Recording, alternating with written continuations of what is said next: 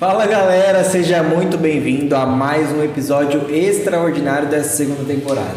Hoje eu tô um pouco diferente aqui, o pessoal tava me estranhando que eu tirei os cachos. Meu novo parceiro não aqui. me reconheceram hoje. Tá tudo certo. Gente, hoje nós estamos com um conteúdo extraordinário. Hoje nós vamos falar sobre do que, Jô? Dinheiro? Dinheiro, cara. Melhor do que dinheiro. A gente vai falar de como organizar a sua vida financeira, de como, porque dinheiro é bom. Só que se você não souber organizar também... Não fica tão bom assim, né, gente? Mas é o seguinte, ó, pra você não ficar de fora, não perder nenhum dos nossos episódios, segue lá nas redes sociais, né, Jô? Eu fiquei sabendo que o tal do sininho lá ajuda para que outras pessoas também tenham acesso ao conteúdo. Eu não sabia disso, agora eu tô sabendo. Como você fala que eu sou cringe? É o cabelo, né? O cabelo tá assim. É o seguinte, sigam a gente lá nas redes sociais, AtacaCast, tanto no Spotify quanto no YouTube, ou também lá no Instagram. A gente tá postando uns conteúdos, ó, fenomenais. Não perca tempo, vai lá curtir tudo, hein? E na verdade, essa é a primeira vez que a gente vai falar sobre esse assunto. A gente já falou de diversos outros, acompanha lá. Tem um pouco sobre tudo e essa vai ser a primeira vez que a gente vai falar de um assunto tão importante que tem a ver com o nosso propósito, né, Ramon? Com certeza. Profissionalizar esse mercado, deixar ele do jeito que tem que ser, que tem potencial para ser. Então, acompanha e vê o que você vai ver aí. Quando eu não consigo precificar o meu produto de uma forma correta, automaticamente ele não cobre aí a minha margem de contribuição, ele não cobre minhas despesas, ele não cobre nem o que eu vou dizer lá, o que eu vou tirar do caixa da minha empresa. Então ele está sangrando a empresa dele literalmente. Então são um dos motivos aí que ele pode estar tendo grandes dores de cabeça. A estruturação financeira, a gestão financeira, ela vai te dar muito mais resultado do que os números que você está tendo, igual você trouxe do vendedor. Um vendedor vendeu um número muito alto, mas se ele não tem organização de quanto que ele gastou, né, no percurso que ele vai fazer, quanto ele gastou de alimentação, quanto que ele está tendo ali de despesa, ele não vai entender o resultado dele. Para aquele negócio ser viável, se manter ali motivado, nem que seja a longo prazo, ele tem que viabilizar os seus sonhos. Eu sou o Ramon Barbosa. Eu sou o Joey Cruz. E esse é o AtacaCast.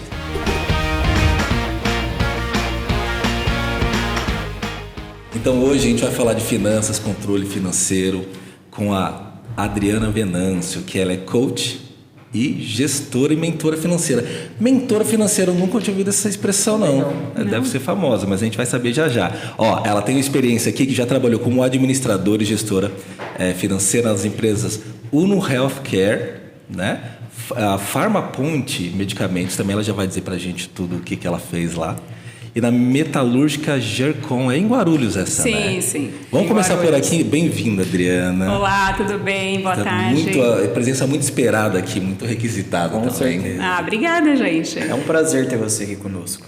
Obrigada. Eu que agradeço aí o convite, fico muito feliz e espero contribuir bastante aí com as pessoas, né, que estão precisando dessas dicas. Vamos começar então, tirando a dúvida, o que é a mentoria financeira? O que exatamente você faz? O que é a mentoria financeira? Vamos lá. É um processo a qual eu ajudo as pessoas a chegar no caminho de uma forma mais fácil. Por exemplo, se você vai, vamos supor que você quer, vamos pegar assim uma comparação, você vai para uma viagem.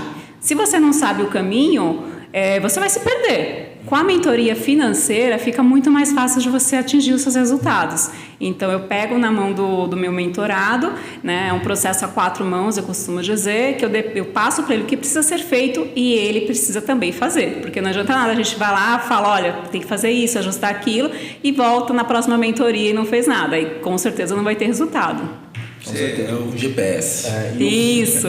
E o foco disso sempre é empresários ou pessoas físicas também? Então, normalmente a gente costuma dizer que por trás de um CNPJ sempre tem um CPF, né? Então, eu acabo fazendo o trabalho com o empreendedor, mas também com a pessoa física, né? Porque ela acaba tendo dúvidas também, como organizar as finanças dela, como entender o que ela tem que retirar da empresa, o que é um prolabore, como ela tem que separar as contas, né? Que eu acho que a gente vai ainda falar desse assunto. Então, com certeza. abrange Então, tudo isso. É você aprender a não pegar o dinheirinho lá do seu caixa, né, da sua loja, para comprar um café. A gente vai falar muito disso aqui ainda, mas deixa eu te perguntar antes, como é que funciona a mentoria? É online?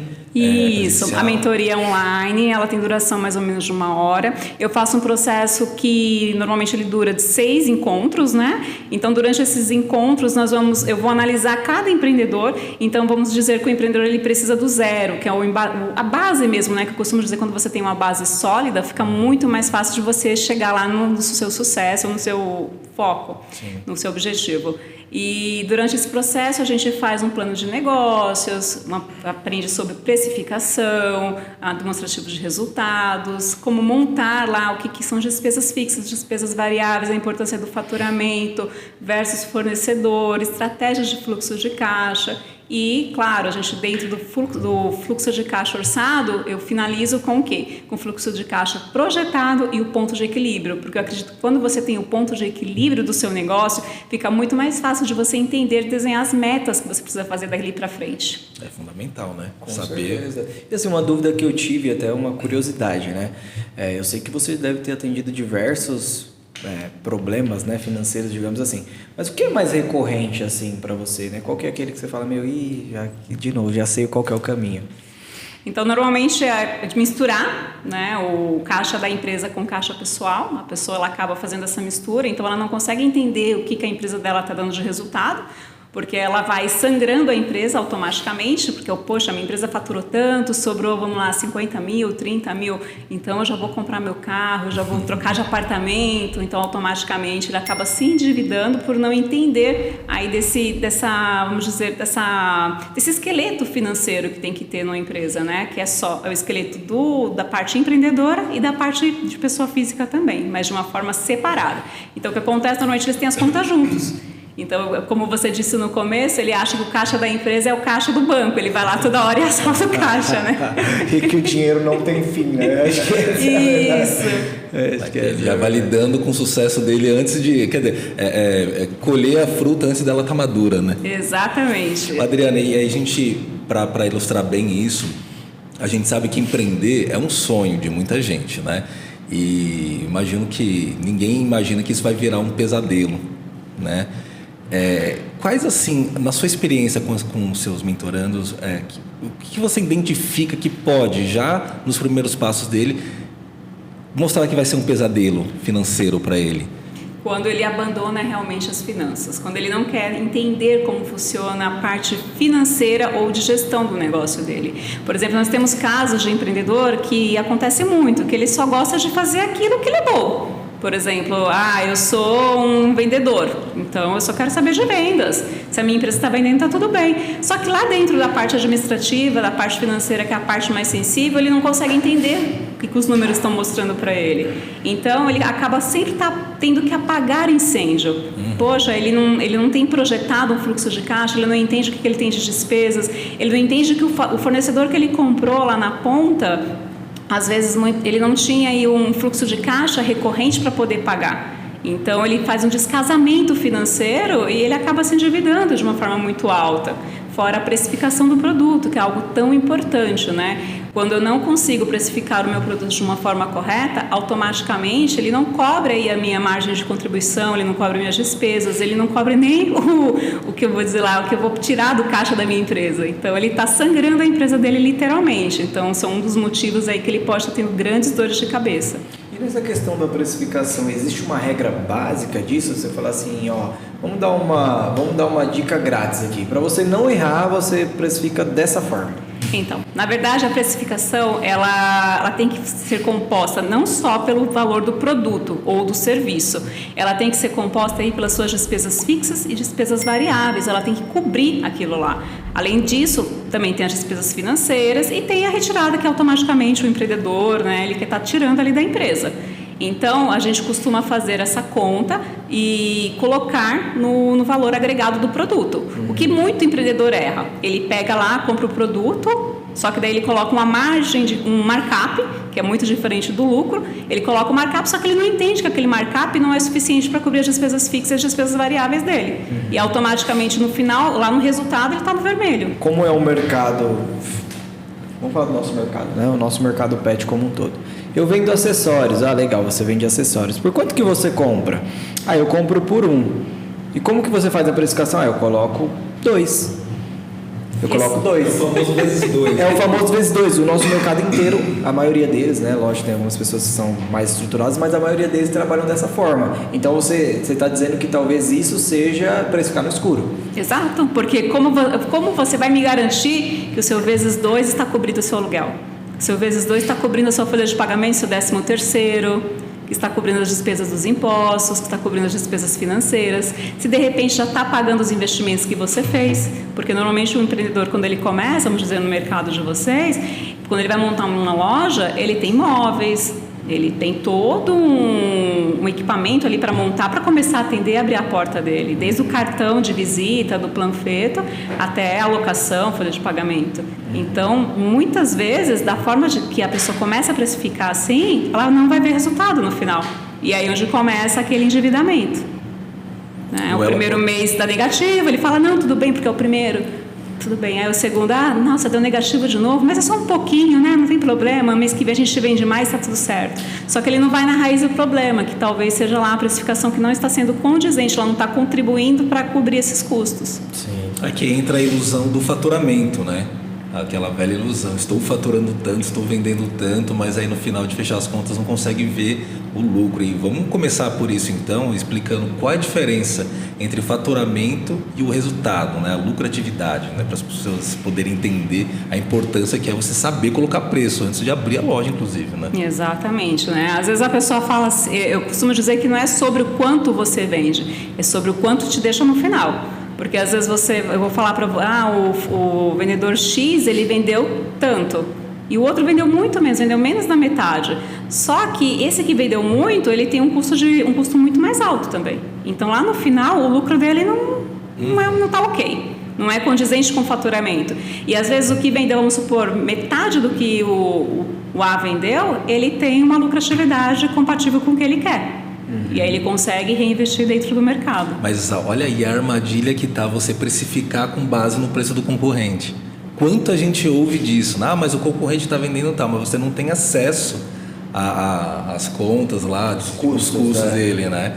Então assim, eu acho que é uma grande armadilha. Sim. E uma super dica também. Deixa o concorrente fazer as contas, faça as suas e venda. E aí entra assim a habilidade de venda para você, mesmo que seja um pouquinho mais caro, mas que você consiga oferecer outras coisas para você não ter que sacrificar o teu preço, né? Com certeza. E até uma coisa interessante que ela falou é sobre, por exemplo, o vendedor, né? Não quer dizer que você vendendo mais e ganhando mais você vai ter mais dinheiro. Pode ser que você venda menos, ou uma outra pessoa venda menos, ou até mesmo a mesma quantidade que você, só que ela tenha mais recursos do que você por conta do custo. Sim. E isso é legal, essa conta é bacana de fazer, eu acho que isso você pode ajudar muito, né? Com certeza. Na verdade, na minha mentoria, o que eu costumo dizer? A estruturação financeira, a gestão financeira, ela vai te dar muito mais resultado do que os números que você está tendo, igual você trouxe do vendedor. Um vendedor vendeu um número muito alto, mas se ele não tem organização de quanto que ele gastou, né, no percurso que ele vai fazer, quanto ele gastou de alimentação, quanto que ele está tendo ali de despesa, ele não vai entender o resultado dele. E aí o outro vendedor, que ele desde o começo já colocou uma meta de vendas e ele se planejou, né? Porque eu falo que o sucesso de vendas ou do empreendimento é você se planejar e ter estratégia. Então vamos pegar esse outro vendedor, ele fez um planejamento, ele criou uma estratégia de vendas e dentro desse planejamento ele já mapeou quanto que ele vai gastar de combustível, quanto que ele vai gastar de alimentação, quem são as pessoas que ele vai visitar. Então é você ter previsibilidade, é você entender qual que é o cenário ali que você está atuando para ver se vai ter resultado. Sim, isso foi interessante que a gente estava comentando sobre isso, né? Você entender que talvez aquele cliente que você está indo visitar não vale tanta pena dessa forma que você está visitando, né? Talvez se você fizer um atendimento por ele, como a gente vê hoje, teleatendimento, talvez seja melhor do que você se locomover até ele. A gente tem representantes comerciais que andam 100, 200 km por dia até visitar um cliente. Será que essa conta está sendo feita por eles? Será que isso realmente tá na ponta do lápis? Então, aí a gente deixa essa pergunta, porque daí, voltando no que ele disse, né? Onde o empreendedor fica, nossa, por que eu não estou tendo resultado? Nossa, eu estou vendendo, mas eu não estou vendo resultado. É exatamente porque não fez essa estratégia. Uma estratégia bem feita, um planejamento bem feito pode te levar muito mais rápido a atingir o que você precisa do que você simplesmente navegar no escuro. E aí tem aquela questão que tudo que a gente está falando aqui parece muito básico. Quando a gente aborda o assunto, né, fica parecendo tudo muito óbvio, né? Sim. Mas o que a gente fala, o óbvio precisa ser dito. Gestão do fluxo de caixa, né? Muitas pessoas pegam a informação tal como ela vem, né? Saldo, o que sai e o que entra, resultado. Isso é fluxo de caixa? Dá para considerar isso como um... Não, o fluxo de caixa, eu costumo dizer que ele vai muito além, né, do que contas a pagar ali, o que você tem para receber. Ele te dá estratégia, ele te dá visibilidade do que você vai fazer. Um dos erros mais graves dos empreendedores, ou até mesmo uma pessoa física, quando ela começa a ter esse entendimento de finanças e fazer o fluxo de caixa dela, é que o que acontece é, vamos dizer que você comprou do fornecedor. E aí o seu fornecedor te deu tantos dias para você pagar. Vamos dizer que ele te deu 30 dias para você pagar. Aí aqui na ponta você vendeu por 90 dias. Quem está financiando a operação? Entende que teve um descasamento ali? Automaticamente o empreendedor está tirando do bolso dele, está desembolsando para custear a operação. Na maioria das vezes, por não entender isso, por não visualizar isso, não criar uma estratégia, ele vai lá, se endivida, pega recursos mais caros e ele nem consegue entender que isso é uma prática que ele já vem fazendo constantemente. Entrando nesse ponto sobre prazos de pagamento, né? Eu acho que isso é um ditado aí do mercado, é algo que confunde muito as pessoas. Vou comprar do meu fornecedor. Acredito que não existe uma regra, um certo ou errado, mas eu acredito que você consiga guiar o seu mentorado a ter uma compra mais saudável, né? Sim. Como que funciona no ato da compra? Eu compro R$1.000. Para mim é melhor que eu estenda mais o prazo ou que eu diminua mais o prazo? Então, aí tem duas vertentes. Se você tem dinheiro em caixa, né, e você vai ter um bom desconto, vale a pena você comprar à vista, com menor prazo. Se você não tem dinheiro em caixa e você precisa que o seu fornecedor financie a sua operação, vale a pena você estender o prazo de pagamento, desde que lá na ponta o seu cliente entre com dinheiro antes. Né? Então vamos lá, eu comprei com 90 dias, mas o meu cliente me paga com 30, tá tudo ótimo. O que não pode é eu comprar aqui com 30 do meu fornecedor, mas o meu cliente paga 30, 60 e 90. Vai causar o quê? Um descasamento no meu fluxo de caixa, que automaticamente tem outras despesas, né? Como funcionários, aluguel, conta de água, luz, internet, que não vão ser subsidiados naquele momento. Sim, e aí eu vou mais a fundo. Se a gente for falar do nosso mercado, por exemplo. Nosso mercado pet, ele é um mercado de recorrência, né? Que você tem animalzinho assim, né? A gente tem também, sabe como funciona. Nós vamos ao pet. Por mais que nós usamos a forma de cartão, isso é estudo, João. Eu tenho uma matéria aqui, acho que é do FENAC, que fala sobre isso, que mesmo que o consumidor final, né, ele não tenha dinheiro, ele compra com cartão, porém ele compra em apenas uma vez, porque essa é uma compra recorrente. Então, se eu for comprar um tapete higiênico, por exemplo, se eu comprar em 2 vezes, mês que vem vai acumular. Então, eu sabendo disso, eu sabendo que o meu cliente final, ele compra comigo praticamente à vista, tem as taxas do cartão, ou vai ser no dinheiro, ou no débito, ou no crédito à vista. Qual que é a melhor forma de eu comprar isso do meu fornecedor? Tá, vamos lá. Na verdade, parece óbvio de novo, mas é o quê? Gestão. Vamos lá, a Adriana, ela tem um cartão de crédito e eu comprei o de você. Então, eu tenho que ver qual a data da rotatividade do meu cartão para que eu possa comprar novamente e não caia no mesmo mês. Entende que é uma estratégia? Sim. Aí você vai falar assim, nossa, Adriana, mas eu só tenho um cartão.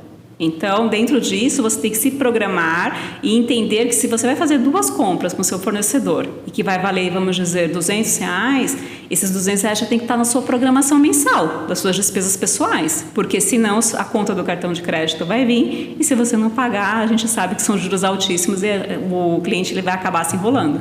E aí, falando do lojista, é a mesma coisa. Exato. É a mesma operação, eu não preciso, talvez eu possa até receber com 10 e comprar com 30.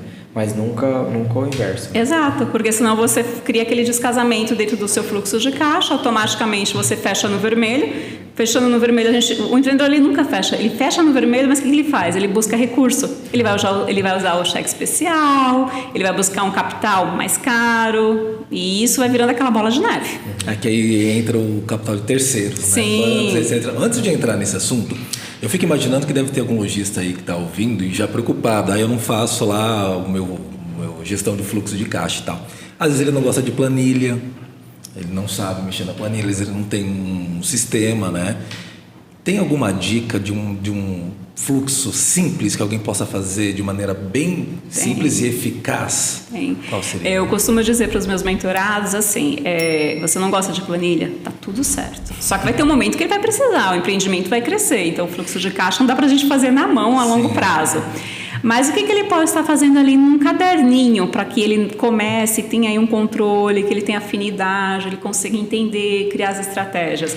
É fazer aquele, a gente costuma dizer, o feijão com arroz. Quanto eu vendi, qual o valor do meu fornecedor, quanto que eu pago de aluguel, quanto que eu pago de água, luz, IPTU, qual é o valor do meu funcionário, quais são as minhas despesas financeiras. Feito tudo isso, você vai sair subtraindo. Faturamento, menos resultado. Resultado positivo ou negativo, aí você tem a estratégia de ver, né? Porque daí o empreendedor vai falar assim, poxa, eu trabalhei o mês todo, eu suei, eu não vou tirar R$1 dessa empresa?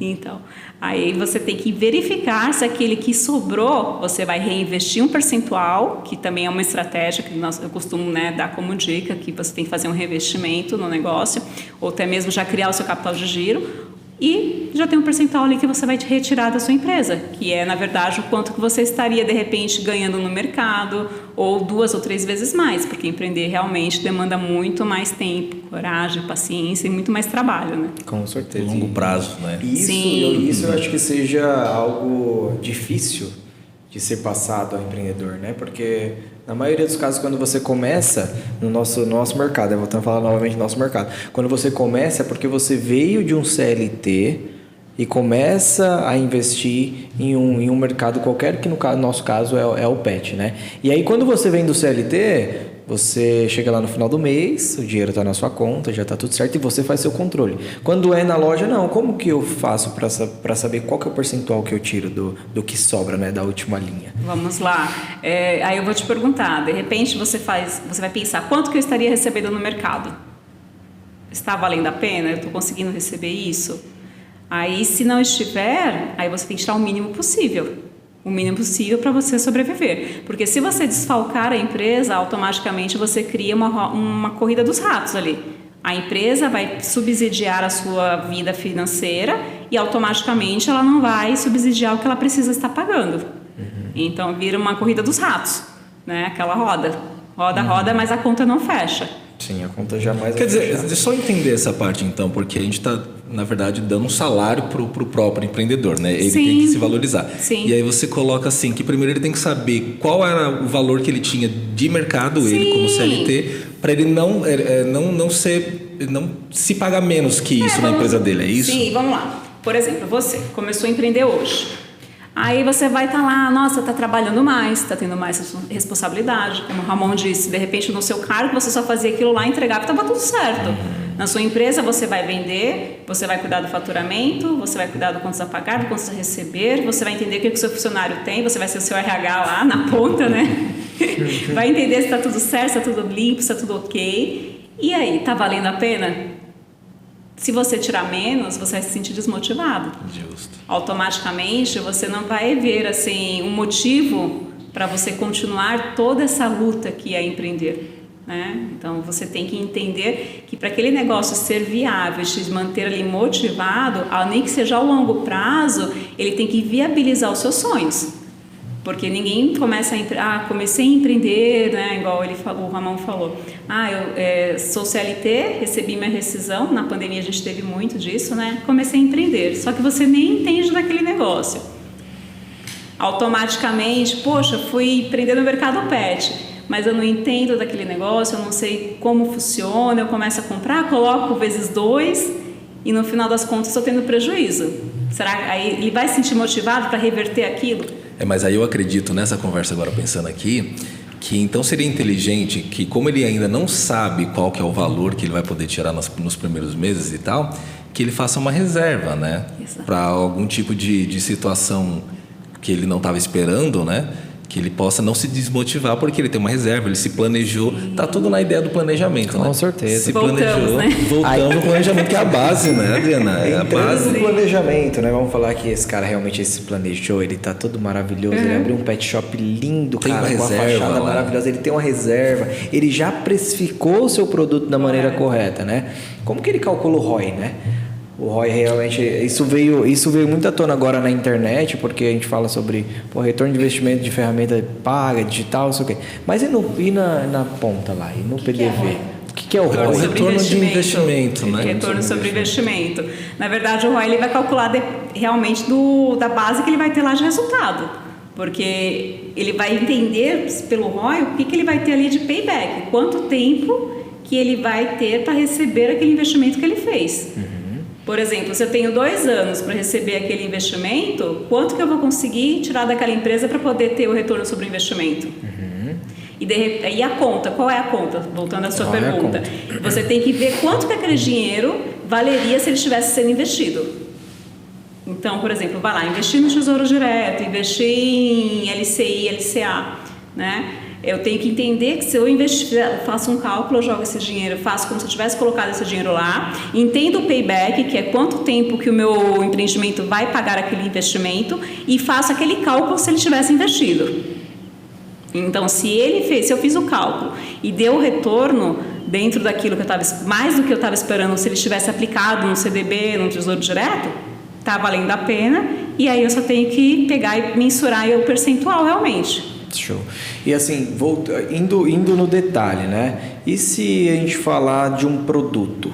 Como que eu calculo o ROI desse produto? Vamos falar assim, hoje a gente está falando do negócio, como que eu calculo o ROI do negócio como um todo? Mas desse produto, eu comprei essa água. Eu comprei ela por R$1, precifiquei maravilhosamente, não coloquei vezes 2. Coloquei o meu percentual em cima dela. Como que eu calculo o retorno do investimento para ver se eu posso realmente comprar novamente essa água no momento certo, não só pelo meu estoque, sim pelo que eu tenho de dinheiro? Sim, tem uma conta que você faz que, na verdade, você vai pegar o quantitativo. A gente joga muito com ponto de equilíbrio nesse caso, né? É entender o quanto que você vendeu daquele determinado produto e se ele está dando retorno. Porque, por exemplo, muitas vezes eu comprei essa água e eu estou dedicando a minha energia, demandando o meu esforço, reembolsando, pegando o dinheiro lá do meu caixa e reinvestindo nela, mas eu não estou tendo retorno. E para isso você tem que entender o ponto de equilíbrio, quanto que você precisa vender daquele produto para você ter retorno. E às vezes o que acontece? Você faz essa conta, é o que acontece com muitos dos empreendedores, e ele vê que ele não está tendo retorno e está demandando muita energia naquele produto. Isso é interessante saber. A gente está falando do ponto de equilíbrio, que você colocou como um produto, né? Mas a gente sabe que é primordial que o empreendedor ali no começo, ele saiba qual que é o seu ponto de equilíbrio para manter o seu negócio. Sim. Né? Menos daquilo ele não pode faturar, porque senão ele está colocando em risco, né? Eu imagino que ela também, depois de calcular despesas, os custos, a estrutura, tudo, ela ainda tem que contar com despesas variáveis até para poder calcular direitinho, né? Sim. Você tem uma dica de ouro assim porque o ponto de equilíbrio ele pode, se você calcular errado, pode quebrar. Ele vai, porque é estrutura, né? Com certeza. Então pode dar tudo errado. Tem aquela dica de ouro para que você não esqueça de nada, para você não desconsiderar nenhum ponto errado ali, para você não calcular errado o ponto de equilíbrio, Adriana? Então, dentro das despesas variáveis, o que eu costumo dizer, a gente, como o próprio nome diz, é variável, né? Vamos supor, um caixa pode quebrar, um sistema pode não funcionar. Então, é você ter aí, de repente, dentro daquele projeto, uma reserva para poder cobrir essa possível variação. Aí vamos dizer que você quer calcular ele junto com o ponto de equilíbrio. O que você pode fazer é uma estimativa de valor, né? De quanto você tem ali de percentual, de quanto que você pode deixar para as despesas variáveis. Mas é indicado você calcular junto o variável com o fixo? Não é indicado. Elas são separadas. Despesas fixas são umas, despesas variáveis são outras, né? Fora os custos também. O custo é o que faz parte da operação. Tem um custo fixo e tem um custo variável também. É legal separar, até você dar alguns exemplos, o que é a despesa fixa e o que é a despesa variável. Vamos lá, despesa fixa. Funcionário, ele é uma despesa fixa. Despesa variável, o frete é uma despesa variável, sacolinhas são despesas variáveis, ela vai variar. Pode ser que você tenha ali um determinado estoque, pode ser que aquele estoque ele gire mais ou gire menos. Né? Imposto é considerado uma despesa variável? Não, porque automaticamente ele vai ser ali calculado em cima do seu faturamento. Mas o que a gente tem de fixo, que você vai me perguntar? Nós temos o percentual. Então, independente de você ser ali MEI, de você ser simples, de você ser lucro real, você tem um percentual. Então, você consegue fazer uma estimativa. Então, ele entra o quê? No seu fluxo de caixa projetado. Legal. Você já tem ali uma projeção. Opa, meu imposto está aqui, está projetado. Então, não tem como dar errado. E despesas variáveis a gente pode colocar como... Tudo que vai variar. Por exemplo, contratei uma diarista extra na minha loja. É uma despesa variável. Tive que mandar fazer panfletos. É uma despesa variável, porque ela não está ali, de repente, já estimada no processo de marketing. Etiquetas, logos a mais que tive que fazer, o sistema deu problema, o sistema da empresa. É uma despesa variável. O despesa fixa, você já saber quanto você paga de sistema por mês. Com certeza. Gente, você, dono de banho e tosa, sabe aquele freelancer que você contrata no final de semana? Isso é uma despesa variável. Sim, exatamente. Parabéns. Vai entendendo aí, né? Ô, Lari, você tinha uma pergunta ali? Você tinha levantado a mão no comecinho? Era sobre variável. O que é variável e o que é fixo? Então, tá respondido. Tá respondido? Tá respondido. Não, é muito importante tudo isso que a gente está falando, porque a gente costuma colocar tudo no mesmo pacote, né? Então você vai colocando tudo no mesmo pacote e depois você não sabe exatamente se o seu negócio está dando lucro ou se você que está tirando lucro antes de perceber, né? E aí a importância de separar. Eu sei que a gente já começou a falar um pouco disso, só que eu acho que a gente está num momento bom de poder falar, de separar mesmo PF de PJ, né? E se existe alguma forma de você controlar as duas coisas tendo consciência dela, né? Isso aqui é meu PF, isso aqui é meu PJ, onde que eu tenho que seguir para encontrar ali o equilíbrio das duas partes, né? Sim, é muito importante você se atentar a tudo que é planilhar, não vou dizer a palavra planilhar, porque senão a pessoa vai falar, opa, planilha, não gosto, não quero. Então é você realmente identificar o que é aquele gasto. Porque o que acontece? Tem uma mentorada, né, que inclusive ela me falou assim, olha, esse aqui é meu extrato, eu não anoto nada, então eu vou identificando conforme eu vou lembrando a data da compra. Aí eu olhei assim, né? Parabéns. Então, aí a gente começou a fazer exatamente isso, separar o que era pessoal e o que era realmente da empresa dela. Então, automaticamente, como dica para que a pessoa realmente faça isso, se ela faz um caderno, é fazer realmente separado.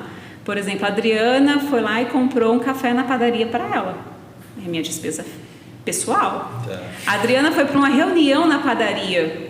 É uma despesa jurídica. Sim. Porque ela está ali para poder fazer parte da empresa. É um café com fornecedor, é um café com cliente, é totalmente diferente. A Adriana foi pro happy hour, né, na sexta-feira à noite. Não pode estar junto das despesas da empresa.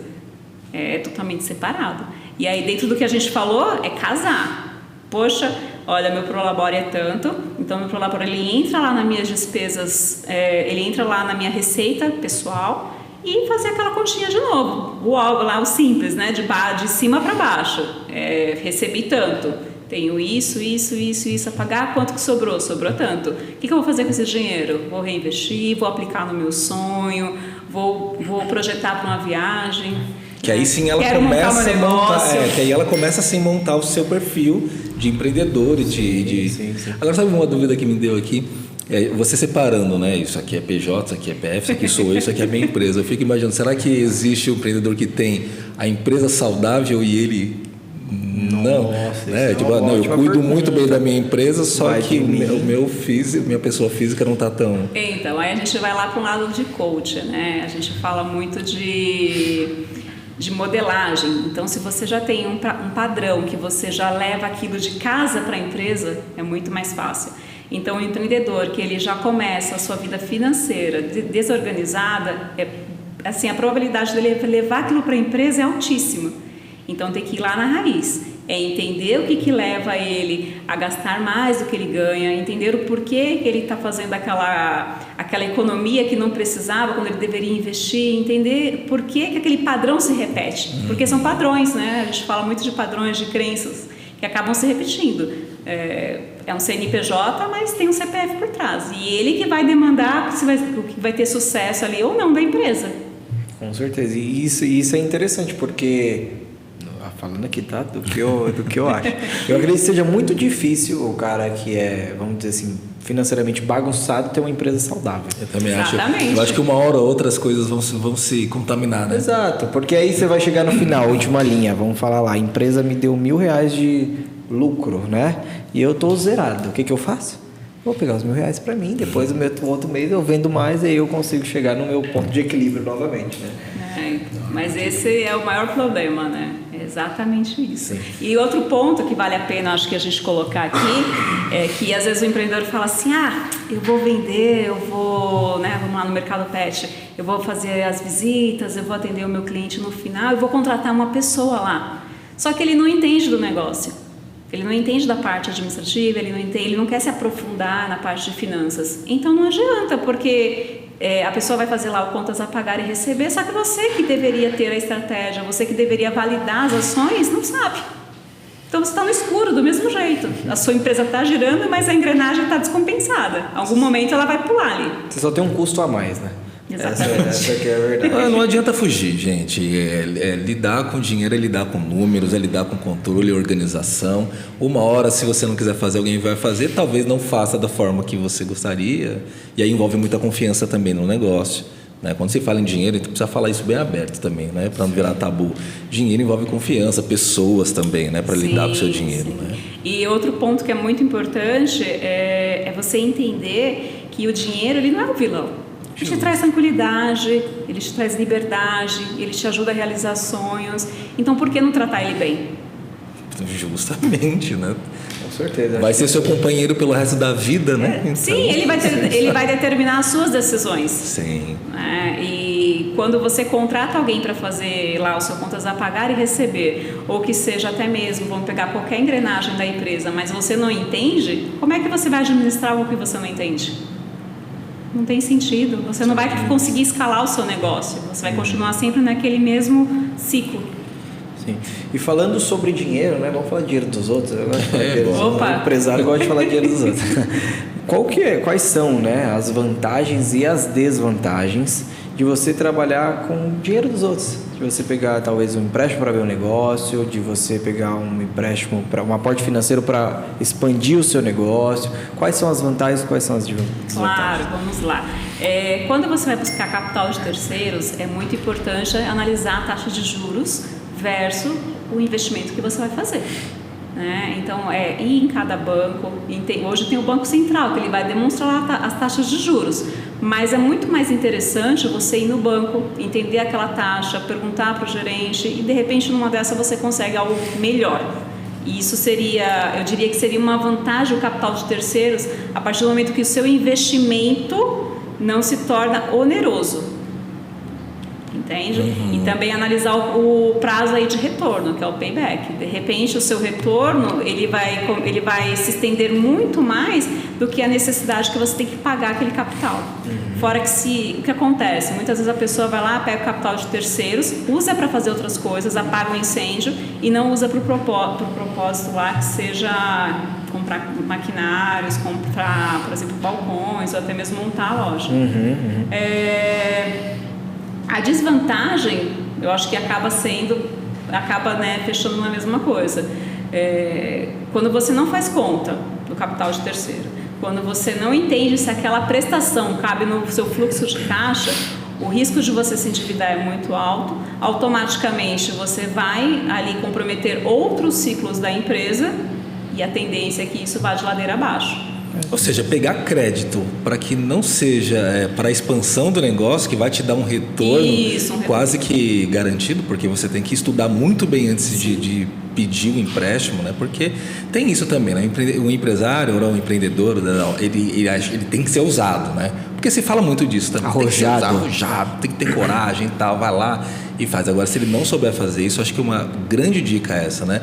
Porque aí ele consegue o crédito terceiro, só que ele lembra que tem 3 contas que ele deixou ali e que aquele dinheiro seria muito bem-vindo. Quer dizer, ele sai do foco, o porquê que ele foi atrás do crédito, acaba pagando o incêndio, aí perde a noção, né?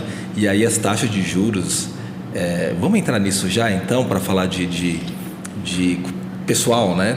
De controle pessoal de finanças, porque, de fato, né? Financiamentos de carro e imóveis hoje é um grande motivo aí de endividamento das pessoas, né? Vamos começar nesse assunto, Adriana? Sim, é porque as pessoas normalmente elas querem antecipar os sonhos, né? Antecipar os sonhos é muito mais caro do que, de repente, se você investisse aquele dinheiro que está sobrando e esperasse, né, o resultado, esperasse aquilo dar frutos realmente. Então, é totalmente inviável. Quando você antecipa o sonho, você vai pagar um preço por aquilo. E aí, como eu sempre costumo dizer, são escolhas. Então, você escolhe.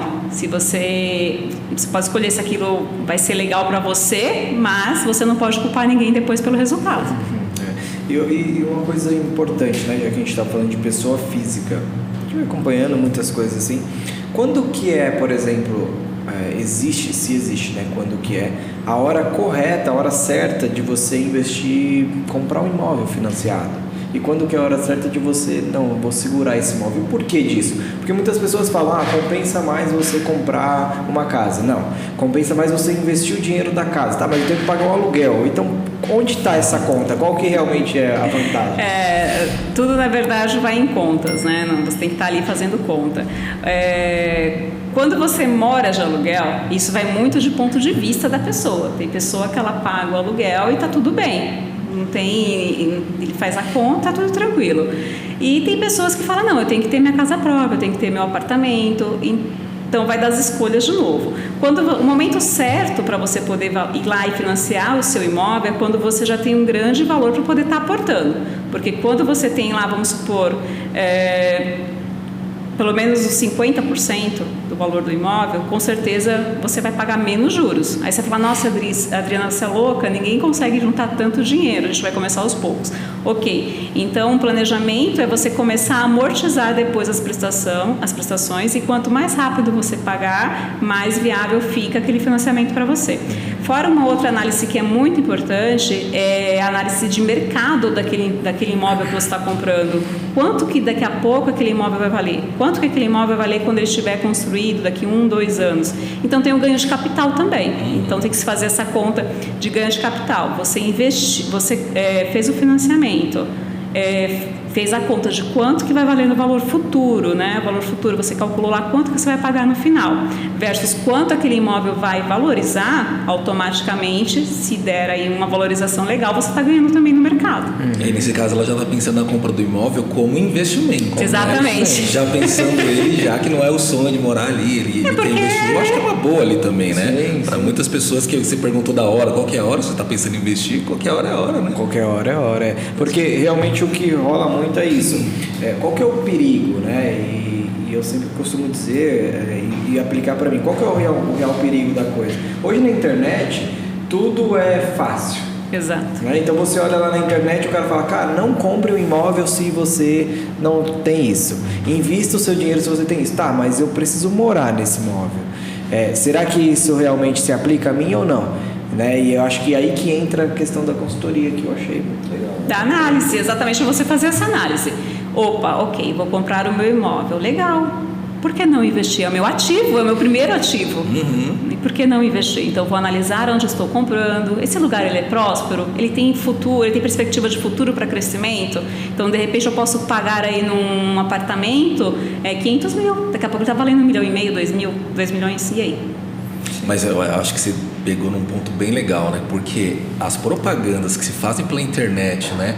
De vem aqui comigo, aí você vai entender, aí no YouTube tem canais e oferecem e tal. E a importância da mentoria é porque ela vai te ajudar a fazer as contas de acordo com a sua realidade, né? Quer dizer, comprar um imóvel pode ser muito bom para pode ser diferente do que para você, né?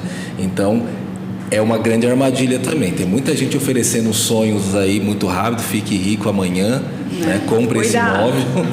Eu sempre costumo dizer que a gente fala sobre pessoas. E quando a gente fala sobre pessoas, cada um é único. Não tem como. Para você eu posso sugerir uma coisa que de repente não vai ser viável, para você pode ser totalmente viável. Então tem toda essa análise. Assim como o mercado vamos pegar do pet. Eu posso ir lá como empreendedor achar aquele ponto muito legal, que eu vou abrir meu comércio, mas no outra pessoa pode falar, não é legal aqui. Sim. Então vai muito de perspectiva. O que você está vendo de bom ali? Exatamente. E até pegando nesse ponto sobre pessoas, né? Já que a gente está falando sobre dinheiro, né? Como uma forma de dinheiro, como que você acha que deveria ser colocado e se deveria ser colocado a educação financeira para crianças? Eu acho que isso é um assunto primordial e eu acho que deveria realmente começar em casa e na escola teria que ser inserido. Em casa, porque normalmente o que acontece? A criança ela não sabe o valor do dinheiro. O adulto só fala para ela assim, eu não posso comprar isso. Mas aí não explica o porquê. Né? Porque a partir do momento que a gente explica, olha, eu não posso comprar isso, porque se eu comprar, a gente não vai fazer aquela viagem. Porque se eu comprar, a gente não vai comprar aquela roupa que você precisa, não vai comprar o seu material de escola. E com isso você já iria começar a criar na criança uma mentalidade próspera, uma mentalidade de entendimento. Opa, peraí, então se eu preciso de um determinado produto, de uma determinada coisa, eu preciso entender que eu preciso construir um patrimônio, né? Vamos dizer assim, a criança não vai entender o que é patrimônio, eles vão falar, eu preciso encher o meu porquinho para poder comprar aquele brinquedo que eu quero. E aí ele já começaria a aprender a contar, entender o valor do dinheiro.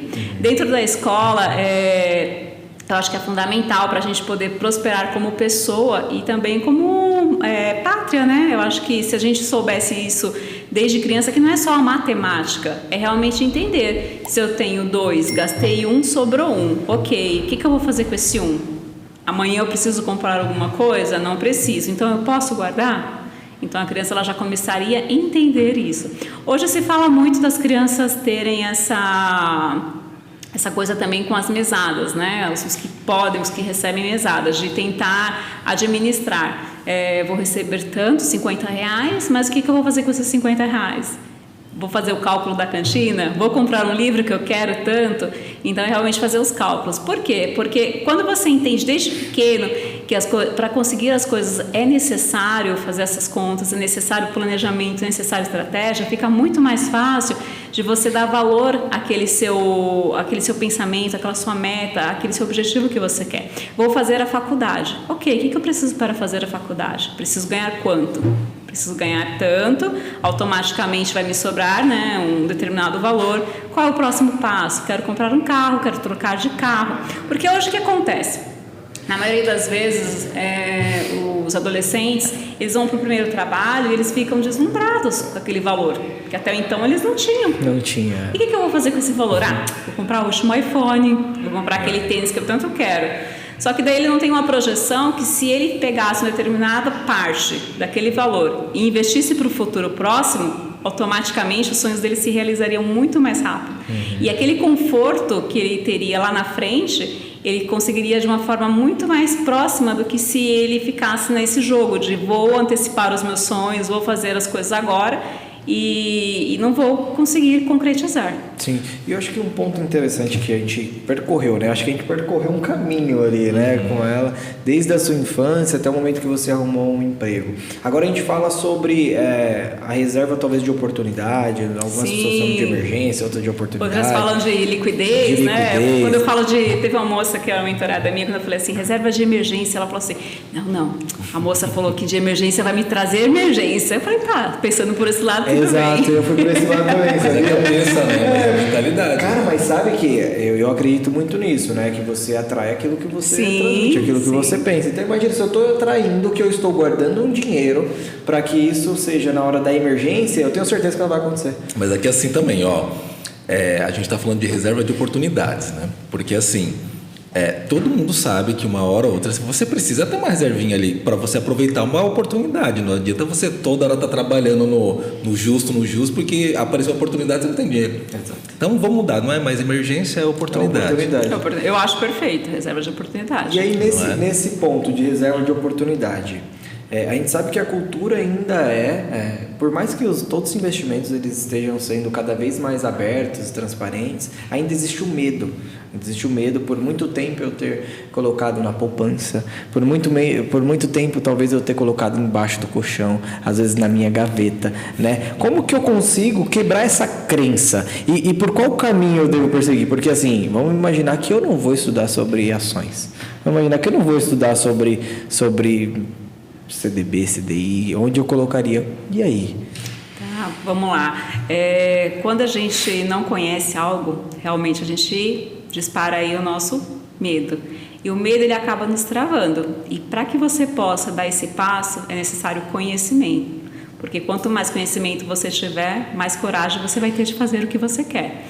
Para o primeiro investimento, né, tendo aí em vista que a poupança ela foi há tanto tempo, né, colocada como investimento, e aí a gente criou essas crenças que é segura, que está tudo bem, até que não, né, que nós já tivemos aí um caso que ela foi, né, ficou retida. Collor. Então não vamos citar, né? Eu tenho que falar, o país precisa lembrar. Aí eu lembro meu pai falando, nossa, ele prendeu meu dinheiro e agora o que eu vou fazer? Todo mundo ficou desesperado. Só voltando àquele ponto da crença, no Brasil aconteceu isso mesmo. Muitas pessoas deixaram de colocar dinheiro na poupança com medo desse trauma que aconteceu, né? Em 92 o Collor foi lá e tirou o dinheiro de todo mundo na poupança. Muita gente que era estimulada a guardar dinheiro, hoje não consegue ouvir falar a palavra poupança, né? E entra nas crenças que você falou, né? Exato. E aí, voltando nisso, o que é necessário? Você ter conhecimento. E aí, o que eu sugiro? Você começar pelo básico, né? Ninguém vai se jogar na piscina e querer sair nadando. Exato. Não tem como. Exato. Você começa lá devagar e tal, para você aprender. De repente, um investimento seguro seria o Tesouro Selic. Tem liquidez imediata, tem um rendimento e o governo, ele não vai querer ficar com o seu dinheiro. Não tem como, porque se ele ficar com o seu dinheiro, você não vai mais... Ele quebrou. Se o governo quebrar, vai muito tempo. Se a gente for analisar entre o Tesouro e o banco, uma instituição privada, ela tem maiores chances de ter problema financeiro do que o governo, porque ele vai ter sempre outros recursos ali. Isso é importante. Então, o caminho inicial seria... Tesouro Selic, Tesouro tem... Aí, por exemplo, quero começar. Como começar? Eu sempre faço essa sugestão para os meus mentorados. Busque conhecimento. Tem um site lá do Tesouro que você faz simulação. Você simula, é simples, você vai lá, coloca quanto que você quer investir, automaticamente você consegue entender sua taxa, você consegue entender quanto que vai te dar, quanto que vai ter de imposto de renda descontado, e tem também os outros tesouros, IPCA+, porque para cada sonho, para cada objetivo, você vai dando um próximo passo. Nesse mesmo site, você consegue ter entendimento de como funciona cada tesouro, o que é para médio prazo, o que é para longo prazo, a Selic que é para liquidez imediata. Então eu costumo dizer que quando você tem conhecimento ou você busca, você realmente começa a se libertar desse medo, vamos supor, do medo de começar a investir em algo novo, e começa realmente a ganhar mais dinheiro, né? Que deixar na poupança. Mas aí é que está o importante também, né? Porque o dinheiro parado, a inflação vai subindo, tá corroendo, vai comendo dinheiro. Dinheiro parado, investe alguma coisa, né? Já que você às vezes não quer abrir uma loja, né? Que pode ser... Mas a inflação come dinheiro também, isso é importante dizer, porque tem gente que está guardando debaixo do colchão ainda. Com certeza. Embaixo do colchão não dá, né, nos dias de hoje.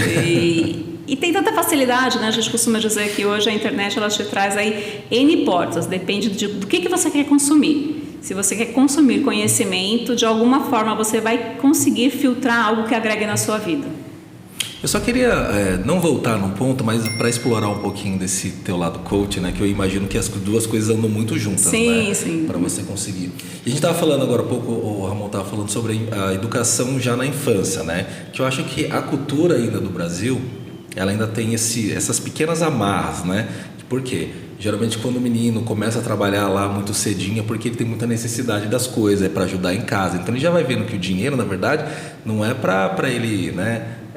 Progredir, tá? Para manter, né? Diferente dos Estados Unidos, por exemplo, né? Que lá já as mesadinhas, a família já tem tudo certinho, mas é muito comum você ver, por exemplo, aquelas barraquinhas de venda de limonada, né? Tem filme, tem tudo, porque é uma cultura deles e isso é muito bem expandida, né? Que não é para manter a família, e sim para progredir cada vez mais. Para entender, né? Sobre o empreender, vamos dizer assim. Sim, então imaginando que você tem um mentorando lá que tem todas essas amarras, porque o dinheiro para ele sempre foi para ajudar a comprar comida, etc e tal. Ele só vê o dinheiro como meio de matar necessidade, né? Quer dizer, ele não vê a autorrealização, ele só vê o básico mesmo. Aí agora falando com a coach, como é que você destrava isso, né, nesse mentorando? Então, na verdade, a gente tem alguns processos que eu costumo trabalhar que também traz a PNL, que é a Programação Neurolinguística. Então, dentro da PNL, nós temos algumas ferramentas que a gente consegue trazer a pessoa para aquele momento que realmente remeteu ela a essa crença. Dentro dessa projeção que nós fazemos que eu faço na PNL, a gente traz esse adulto presente, né, para que ele consiga visualizar aquele entendimento de quando ele era criança e entender que aquilo foi só uma fase e que está tudo bem, que daqui para frente ele pode mudar. Então, são algumas das ferramentas que eu posso estar usando. Fora isso, tem muito trabalho de consciência, né, para a gente poder fazer esse mindset. Então, o que é essa consciência? Adriana, eu vivi a vida inteira, meu pai sempre foi pão duro, então eu já saio por aí apagando as luzes, eu não quero saber, tem que economizar. Porque a gente tem muito das pessoas que são muito poupadoras. Trazer essa consciência que, olha, tudo bem, você poupou até aqui, só que é muito saudável para você também realizar os seus sonhos. Você precisa também ali ter a sua família com você, ter momentos de lazer, entretenimento e trazer isso aos poucos, porque a gente costuma dizer que essas crenças elas são criadas ou por repetição, né? Na maioria das vezes, vamos lá, eu quero aprender um exercício de matemática, o que eu faço? Ou eu aprendo porque eu tenho memória fotográfica, que é muito mais difícil, ou porque eu fico lá repetindo. Não sei se vocês lembram, a professora passava folhas e folhas daquelas expressões que a gente eu pelo menos até hoje não sei para que eu fiz aquilo, mas tudo bem. Nossa, se você não sabe, eu tô muito feliz agora. Nossa, eu tô muito contente. A gente sabe, a gente estudava desse jeito só para fazer a prova, depois passou, graças a Deus. Isso, exatamente. Então, as crenças, as sinapses neurais que elas são criadas ou por repetição ou por impacto. Então, muitas vezes o que acontece? O pai grita com o filho numa idade ainda que ele está ali numa construção, olha, seu burro, você não vai conseguir isso, você não vai... tem um caso assim, que o pai falou muito para o mentorado, olha, você não vai ser ninguém na vida, você não vai conseguir nada, você não vai fazer nada na vida, porque você é um imprestável. E isso a gente percebe que dói muito e que a pessoa ela acredita fielmente nisso, porque foi de impacto, foi uma sinapse neural de impacto. E para que isso seja quebrado, às vezes além das ferramentas de programação neurolinguística, a gente trabalha o que é o acolhimento e essa coisa da pessoa transcrever o sentimento. Quando você transcreve o sentimento, mesmo que você não possa falar, automaticamente você tira uma carga de dentro do seu corpo. Você transcreveu como se você tivesse dito, você rasgou, jogou fora, já é algo que vai aliviando. Então, são N processos que, no decorrer do percurso, vai ajudar a fazer essa mudança de mindset. Cara, isso é muito legal, né? Isso é muito importante. E assim, eu gostei da Adriana, sabe por quê? Porque ela cria os caminhos do negócio. E aí você vai entrando nos caminhos. Eu tenho certeza que o pessoal que está ouvindo, que está assistindo, quem tem a gente fez uma vez, nós fizemos uma pesquisa, né? E a maioria do pessoal assiste tanto no caminho ou fazendo alguma atividade física e até alguma atividade doméstica. Eu tenho certeza que esse cara aí que está assistindo ou está ouvindo, fazendo alguma coisa, ele já foi lá na infância, já voltou aqui. E até aproveitando o ensejo. E se essa pessoa quiser te achar, como que faz? Ela vai no meu Instagram, adrianav.financas, e lá ela vai ter o meu link na bio, que ela vai poder acessar meu WhatsApp, já tem muito conteúdo de valor também que ela pode estar consumindo e falar comigo. É isso aí, é importante, hein? Coloca aí, ó, tá aparecendo por aqui, algum lugar na tela, o editor vai colocar, procura lá, porque eu já tô com a cabeça aqui assim... E você sabe, dentro do que o Joey perguntou, o que é muito importante, que eu acho que é um dos processos de sucesso, é o ser humano, realmente. E dentro dessa coisa de crenças, de barreiras, é que a mente ela não sabe o que é real e o que é imaginário. Então, se a pessoa ela tiver esse poder de tentar imaginar e realmente quebrar e acreditar no que ela pode fazer, ela vai muito longe. Com certeza. Isso é um exercício que as pessoas falam, isso é besteira, não, é bobagem. E quando faz, fala, nossa, uau, deu certo. Não, mas tem tudo a ver com a realidade, inclusive agora do país, né? As pessoas estão ali sofrendo algumas pessoas, né, por conta da pandemia, então estão tendo que lidar com receitas menores, tendo que se virar ali, né? A gente acompanha os noticiários e sabe que isso não é fácil, né? Você consegue vislumbrar assim essas pessoas que estão hoje passando por não necessidades, mas tiveram que reduzir muito seu estilo de vida por conta de receitas menores, essas dicas boas que você está dando aqui para a gente, como é que ela equaliza isso para continuar sem dívidas, né? Que o importante é isso, reduz as despesas ali e tal, mas continua sem dívida porque o crédito hoje é muito importante, muito caro, né? Também, né? Para ela poder continuar seguindo, né? Mesmo que tenha enxugado a receita, é importante rever as despesas, fazer um planejamento dentro, colocar metas, estipular metas, por exemplo, de mercado, metas de compras, e dentro disso, um dos fatores assim que eu considero primordial é que ela entenda que é uma fase. Se ela chegou a faturar ou ganhar muito mais, ela pode conseguir aquilo tudo de novo, ou até melhor. Porque aquela frase que as pessoas falam, é na crise que se cresce, não é clichê, é verdade. Porque a gente aprende muito na dor, né?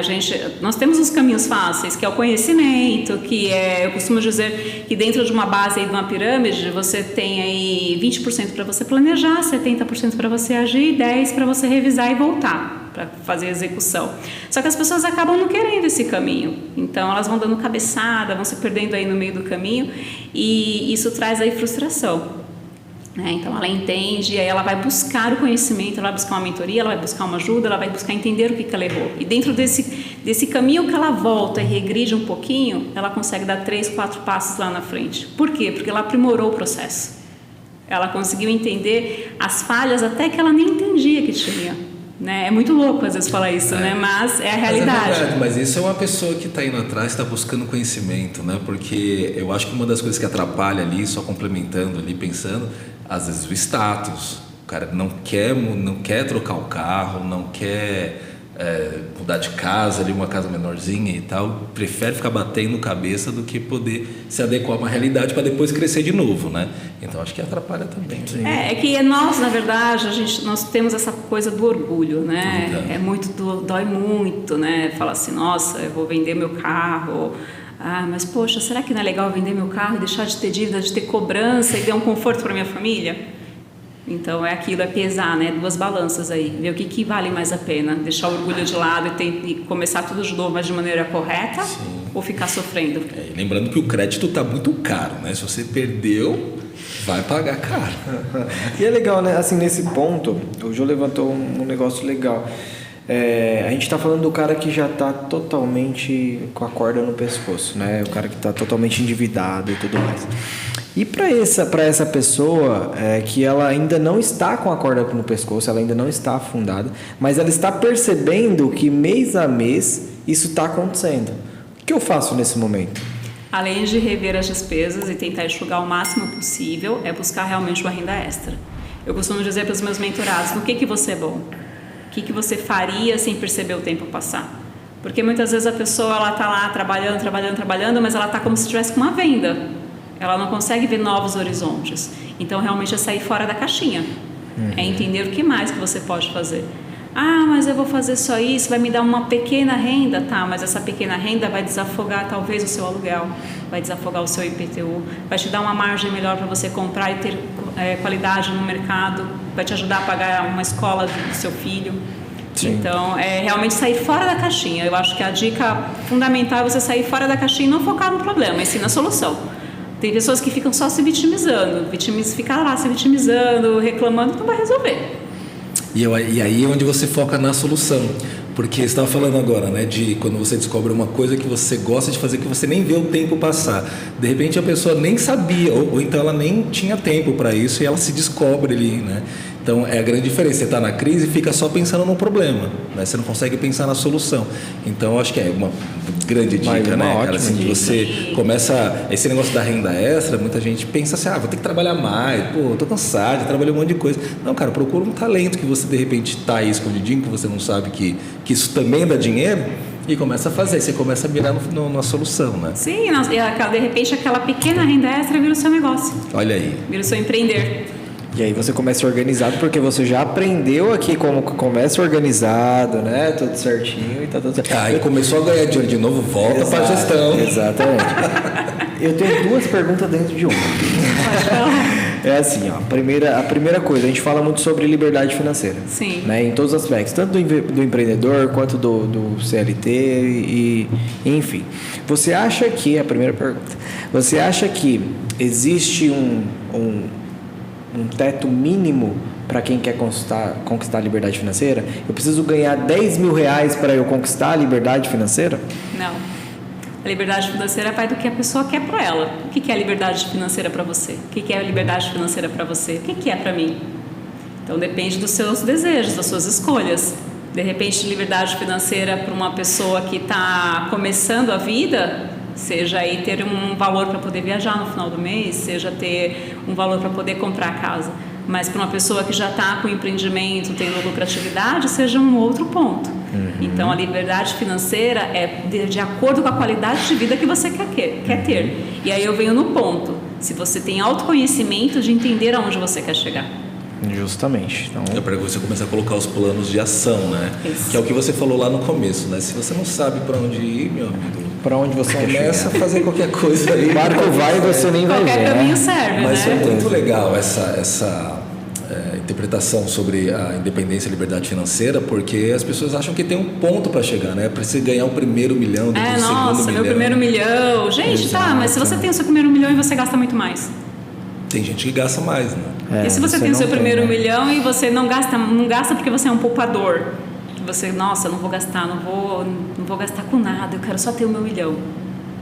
Isso depende se essa é a sua qualidade de vida. Questionar é importante, né? Porque Sim, às vezes autoconhecimento. Você é muito bom para ganhar dinheiro, só que você é muito melhor em gastar, né? Quer dizer, é suficiente, né? Eu acredito que todos nós somos bons em gastar dinheiro, porque sim. a gente se controla, né? Mas se você quiser gastar a quantia O que mercado você tá quiser, aí, você né, gasta. gente? Velho. Acho que não tem essa trava, né? Segunda pergunta agora. Opa. Já tenho tudo isso definido. Já tenho um planejamento, já sei qual que é o meu ápice, né? O que eu quero. Como que eu faço? Como que eu começo para eu conquistar a minha liberdade financeira? É sempre, por exemplo, você fez lá todo esse planejamento, você tem que ter sempre uma reserva de oportunidade. É construir a sua reserva de oportunidade. Construir a sua reserva de oportunidade, a gente costuma dizer, eu costumo dizer que você vai, além da reserva de oportunidade, você vai depois destinando alguns percentuais daquele valor que está sobrando para os seus outros objetivos. Quero abrir o meu empreendimento, quero começar aí no mercado pet. Quanto que eu tenho que investir por mês para que eu consiga chegar mais rápido no meu objetivo? Quanto que... Aí, outro ponto, as pessoas elas não têm curiosidade de saber quanto que vale o sonho dela. Quanto que vale para poder montar... quanto que custa para montar um mercado pet? Abrir uma loja. Eles às vezes eles nem perguntam, eles já falam assim, impossível. Não é para mim, bobagem isso daí, tá caro. Só que essa coisa, esse viés do planejamento é o que vai realmente dizer se para você é viável ou não. E na maioria das vezes as pessoas não fazem essa conta. Elas não olham para esse cenário. E isso é importante, né? Você entender qual que é o cenário que você quer mergulhar. Exato. Né? Além do conhecimento, quanto que eu tenho que investir e tudo mais, né? Eu fico pensando assim, você vai falando, vai vindo coisas, né?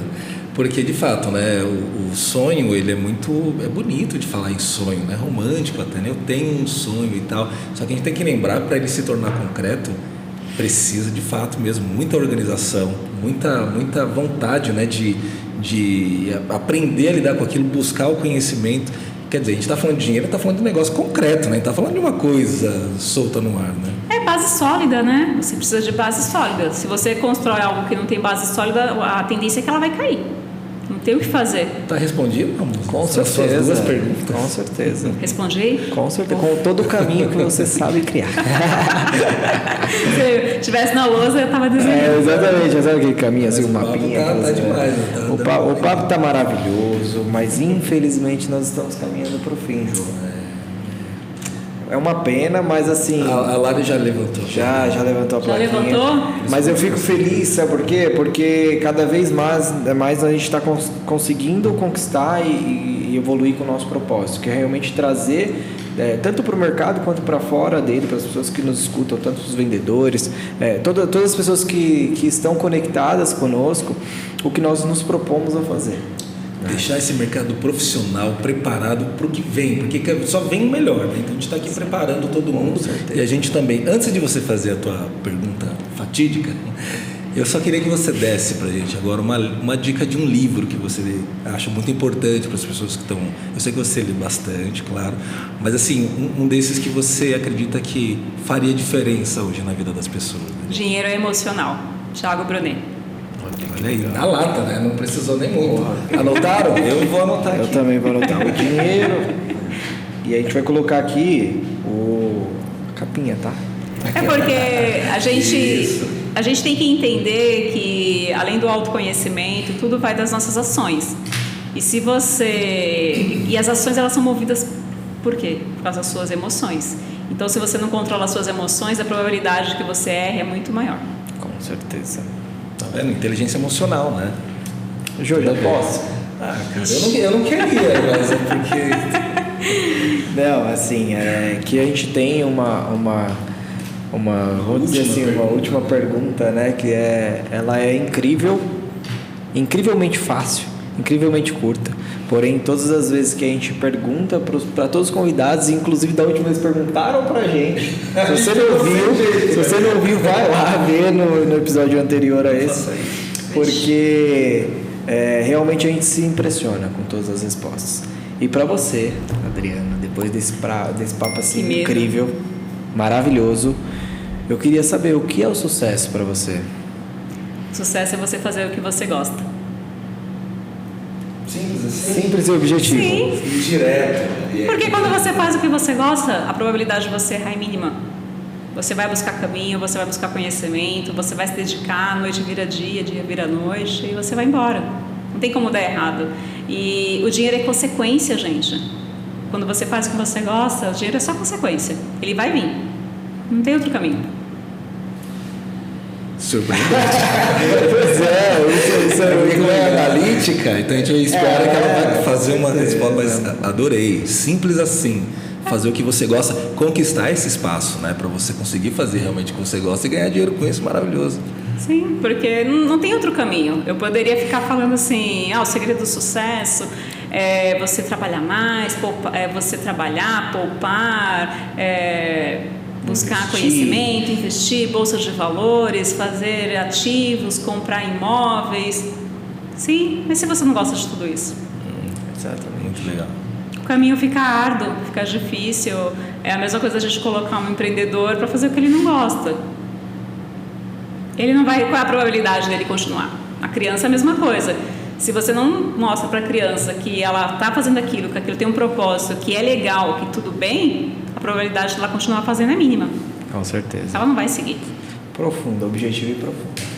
Cara, eu estou muito satisfeito hoje. A conversa, assim, sabe, fluiu de uma maneira que eu tenho certeza que o pessoal que nos ouve super entendeu, energia boa também. Falamos de um assunto muito legal, de uma maneira muito leve e gostosa. Gratidão, Adriana, de verdade. Eu que agradeço vocês, o tempo, o convite. Espero ter contribuído aí com todos. E qualquer dúvida que tiver, eu fico à disposição. Com toda certeza, gratidão demais, tá?